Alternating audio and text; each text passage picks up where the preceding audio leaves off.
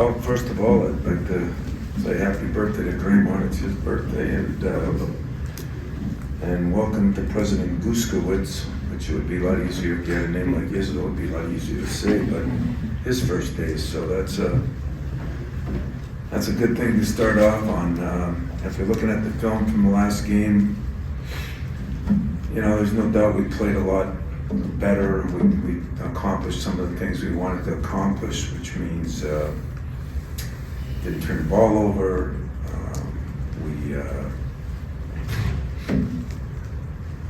got some, I thought, good shots. We missed some shots inside that hurt us. I thought we rebounded pretty well. I thought we offensively rebounded better.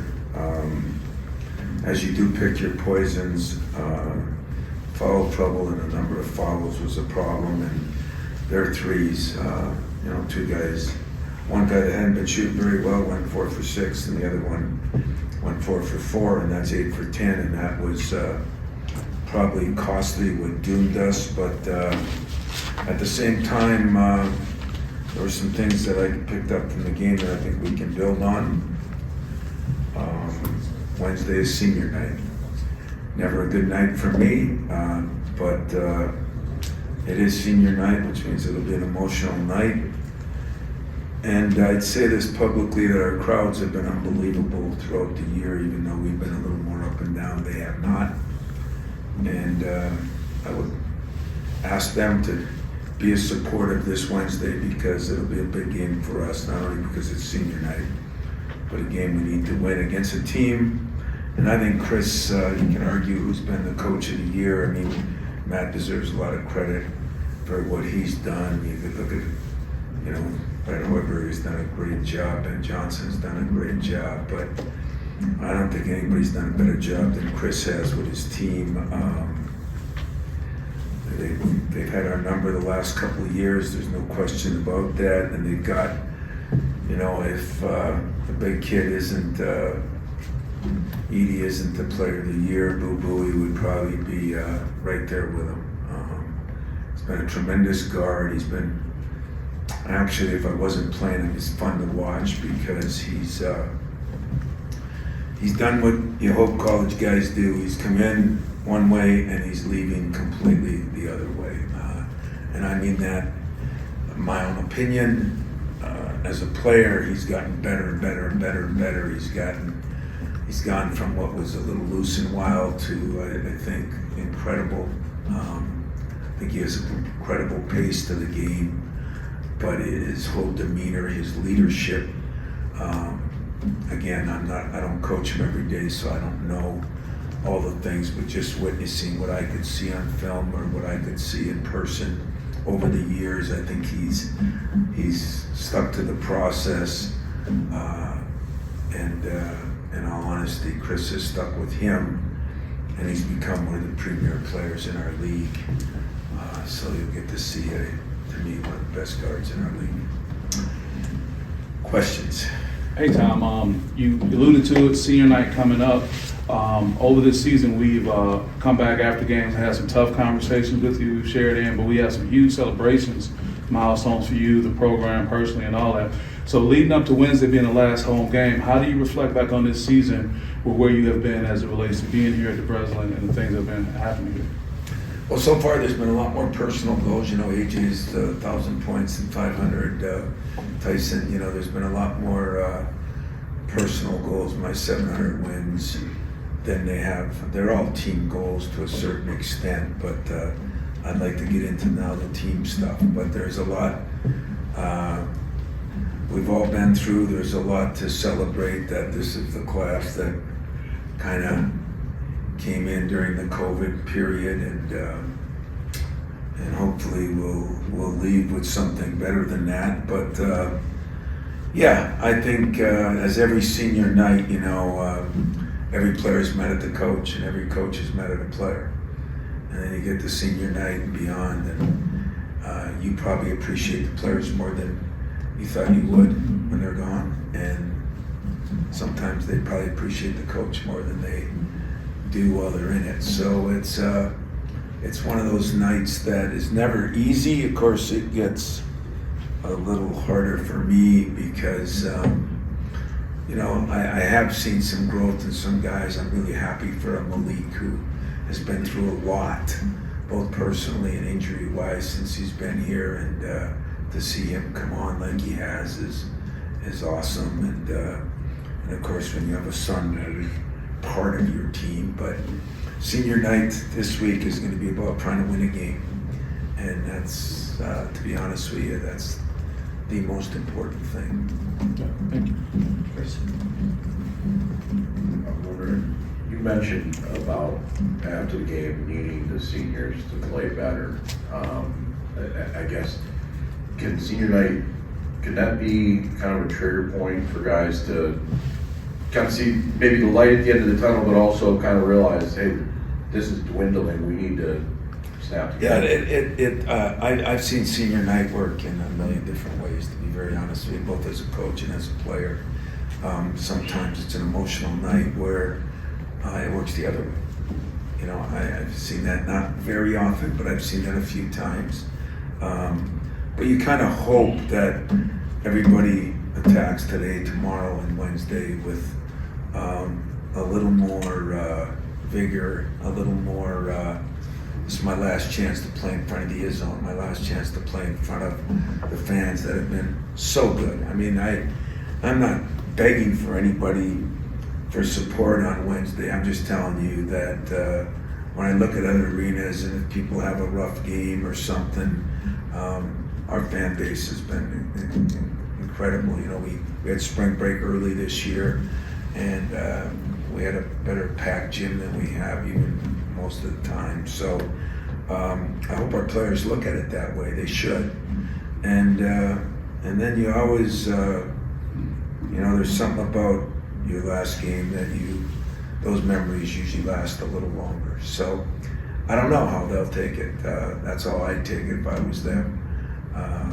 It's not my last game, so I don't know, but it's the last game for those guys. I know I'll feel for them, how they'll feel.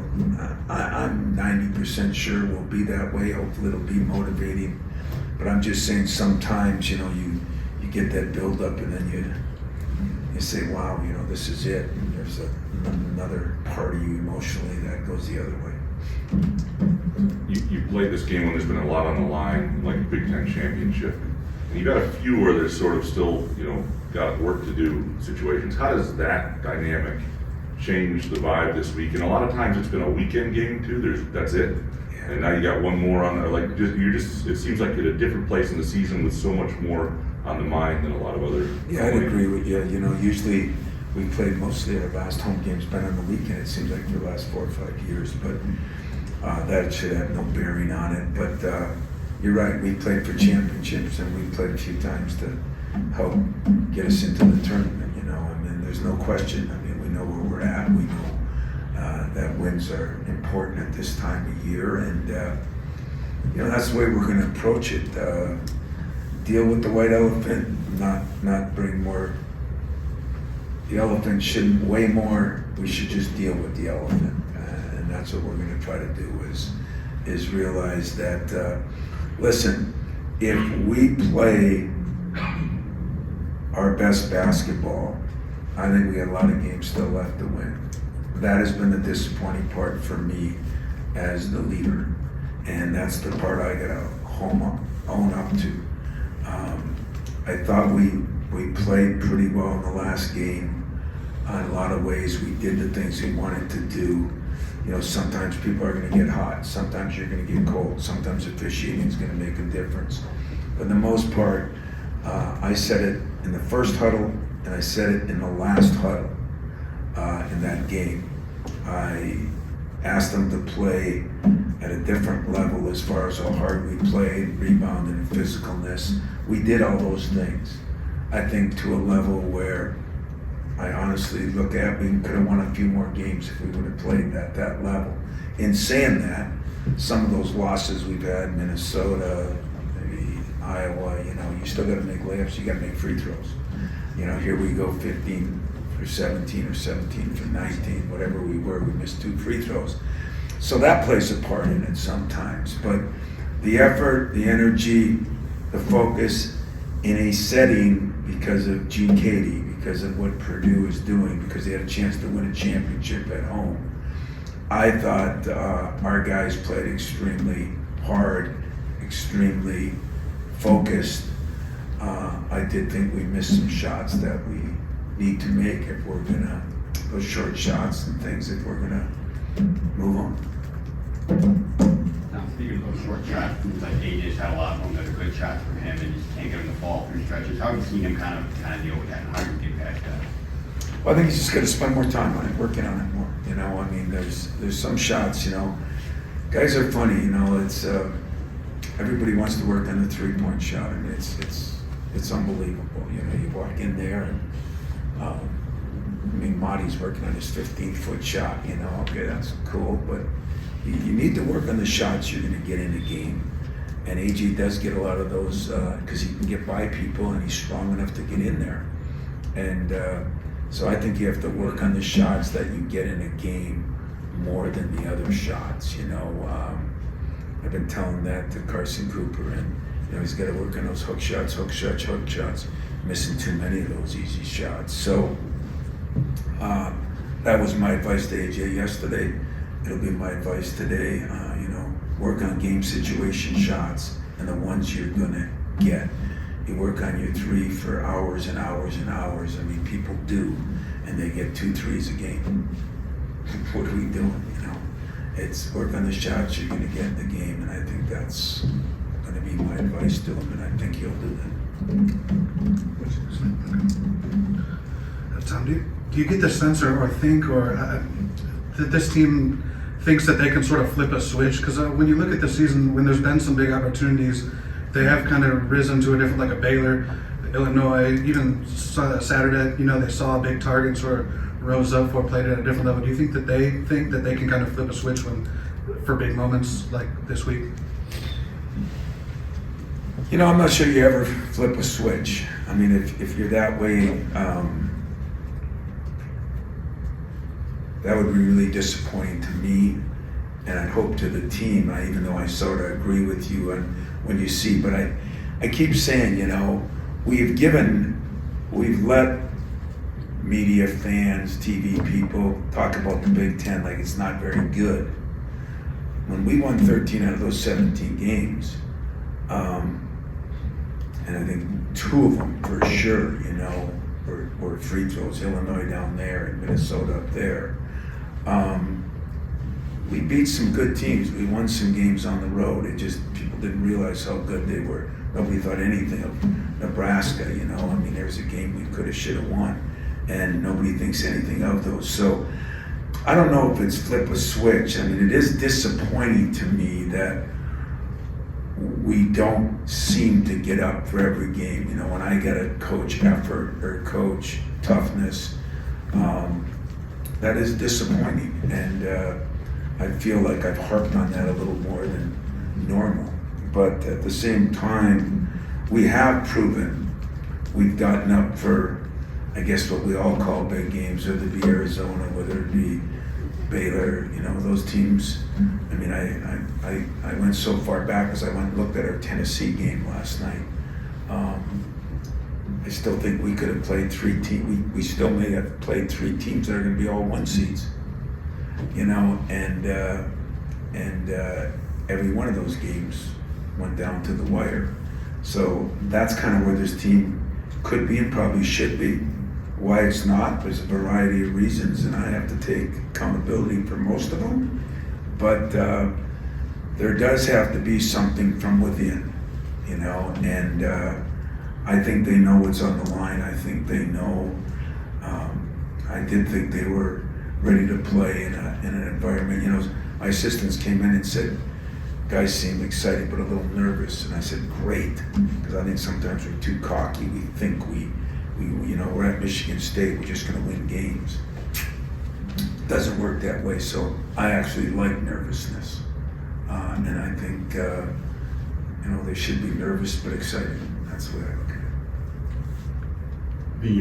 You talk about not making the elephant any bigger than it already is, or how do you address the elephant when you talk about? Oh, it's been addressed for weeks. You know, I'm not one of those guys that You know, guy doesn't make free throws. You know, I don't go in there and say, "Come on, Johnny, you know, just make it. Don't worry about mentally that you'll be great and make the damn free throw. You know, work on it, make it, address it." And I've always been a guy that confronted it. So it's been confronted. It's been talked about, but I've done that 2-3 times in the last couple of years. Sometimes I'm confronting a chance to win the Big Ten championship. Whatever it is, I apologize to the players that have played here, but you know, I'm not into that. Hey, don't put too much pressure on him. I'm into the, why did you come here? And if you don't want to pressure, you picked a bad school. You know, you picked a bad place. That's your fault, not mine. But if you come here, you know, this is the level you're expected to play at. This is the things you're expected to play for. And I love that. I'm not changing till the day I walk out of here. So, if a guy's not making free throws, work on it harder. You know, still got to hold him accountable. If a guy's not making his threes, you know what? I'm not. Don't worry, Billy. They'll come. You know, they'll get better. Somebody will fall down from the sky, and all of a sudden sprinkle some fairy dust on you, and everything's good. You know, it's not my style. My style is, hey guys, we hadn't played well enough. Just like I said before the Iowa game, guys. Contrary to what everybody's telling you, we won 13 out of 17 games. And we played pretty well in most of those games. And I think the league didn't get any credit, so, and we got off to a sluggish start, which we deserved all that criticism. No issue there either. And that's why I said, it's just like I say to myself, I have to take responsibility if my team doesn't play as good as they can play, and I don't hide behind that elephant either. And that is a big white elephant, because there's 600,000 small elephants that are kind of putting it to me, and I really wouldn't want it any other way. I mean, whether you believe that or not, it's like I stated to my team the other day. You know, somebody said, well, if somebody's mad or gets mad in a huddle or gets mad on, you know, for me, I love that. Then I know that it matters. It's when I don't know that it matters that frustrates me. I can deal with the consequences of somebody losing it a little bit or this or that. As long as I know that it's the most important thing in the world, I'm cool with it. Time for a couple more.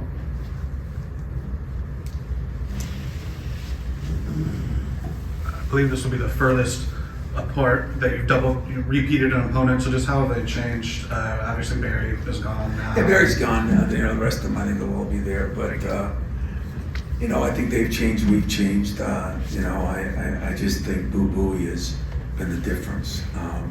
He's had an MVP year. I mean, he really has. You know, it's just Edie is so good. I don't know how that'll plan out, but if as far as Bowie, just kind of putting him on his shoulders, he's done an incredible job. Sometimes he has to score more, sometimes he has to pass more.